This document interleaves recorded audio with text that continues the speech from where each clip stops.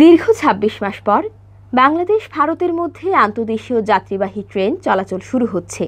২৯ মে মৈত্রী ও বন্ধন express train দুটির চলাচল শুরু হবে। আর ১ জুন চালু হবে মিতালি এক্সপ্রেস। মৈত্রী এক্সপ্রেস ঢাকা কলকাতার মধ্যে চলাচল করে, বন্ধন চলে খুলনা কলকাতা পথে। আর মিতালি এক্সপ্রেস ঢাকা থেকে নিউ জলপাইগুড়ির পথে চলবে। এ পথে ট্রেন চলাচলের সিদ্ধান্ত আগে নেওয়া হলেও করোনা পরিস্থিতির কারণে চালু হতে পারেনি। রেলওয়ের সংশ্লিষ্ট সূত্রে এসব তথ্য জানা গেছে। দেশে করোনা সংক্রমণ দেখা যাওয়ার পর ২০২০ সালের ২৪ মার্চ থেকে সব ধরনের যাত্রীবাহী ট্রেন চলাচল বন্ধ করে দেওয়া হয়। এর আগে ১৫ মার্চ থেকে বাংলাদেশ ভারতের মধ্যে চলাচলকারী আন্তদেশীয় ট্রেন চলাচল বন্ধ হয়ে যায়। সংক্রমণ কমায় মাঝে দেশের ভেতরে যাত্রীবাহী ট্রেন চলাচল শুরু হলেও আন্তদেশীয় ট্রেন চলাচল বন্ধই থাকে। রেলওয়ে সূত্র বলছে, করোনা সংক্রমণ পরিস্থিতির কারণে ভারত সরকার ট্রেনের যাত্রীরা যেসব পথে যাতায়াত করেন সেই সব পথে ভিসা দেয়া বন্ধ করে দেয়।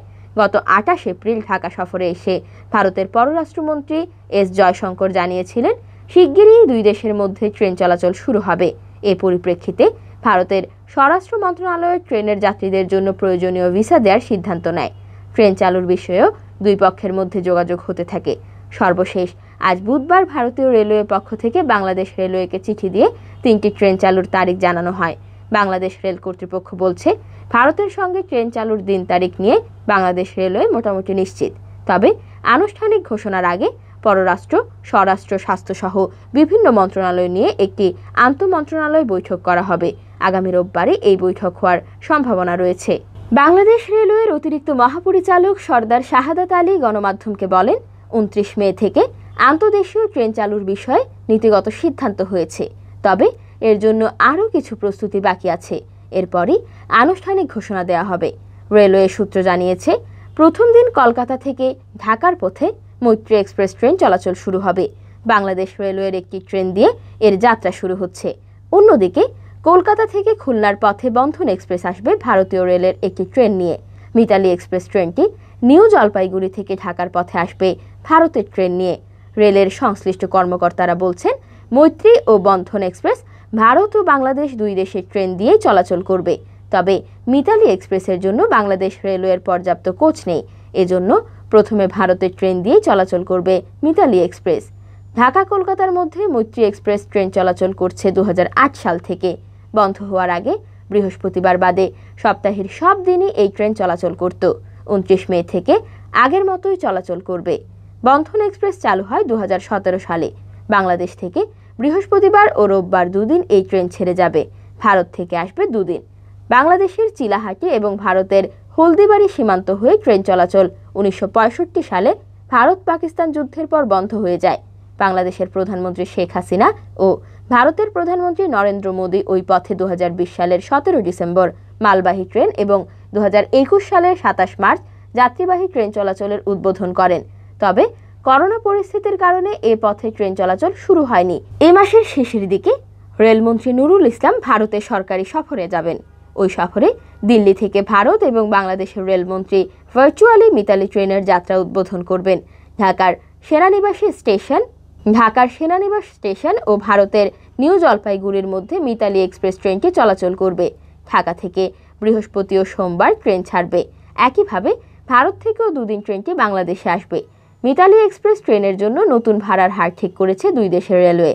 রেলওয়ে সূত্র জানায়, মিতালি এক্সপ্রেসে ঢাকা থেকে নিউ জলপাইগুড়ি পর্যন্ত এসি বার্থের ভাড়া হবে ৪,৯০৫ টাকা, এসি সিটের ভাড়া ৩,৮০৫ টাকা আর এসি চেয়ারের ভাড়া ২,৭০৫ টাকা।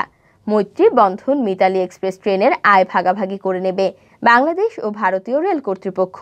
মৈত্রী এক্সপ্রেসের ৭৫% আয় পায় বাংলাদেশ, ২৫% যায় ভারতে।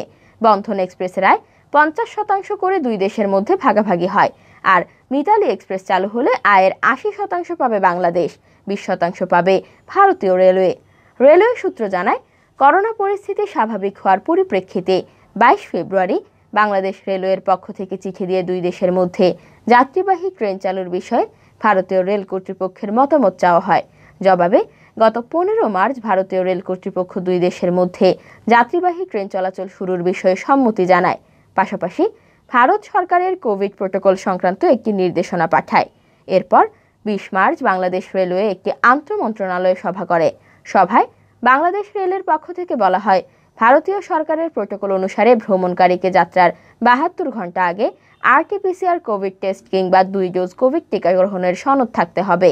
5 বছরের কম বয়সী শিশুদের সনদের প্রয়োজন নেই, তবে 6 থেকে 12 বছর বয়সী ভ্রমণকারীদের কোভিড প্রোটোকল সম্পর্কে স্পষ্ট করা হয়নি। বাংলাদেশে ভ্রমণের ক্ষেত্রে কোভিড প্রোটোকল ভারতের প্রোটোকলের কাছাকাছি, তবে বাংলাদেশে 12 বছরের কম বয়সী সবার টিকা কিংবা আরটি-পিসিআর পরীক্ষা সনদে ছাড় দেওয়া হয়েছে। রেলওয়ে সূত্র জানায়, করোনা মহামারীর পর ভারত কয়েক মাস সব ধরনের ভিসা দেওয়া বন্ধ রাখে। পরে শুধু বিমান পথে চিকিৎসার প্রয়োজনে ভ্রমণকারীদের ভিসা দেওয়া হয়। সড়ক ও রেলপথে ভিসা দেওয়াই বন্ধ ছিল। এসব সমস্যা এবং করণীয় উল্লেখ করে ভারতীয় রেল কর্তৃপক্ষকে 21 মার্চ চিঠি দেয় বাংলাদেশ রেলওয়ে। এর মধ্যে ভারতের পররাষ্ট্রমন্ত্রীর সফরের পর ভিসা জটিলতা কেটে যায়।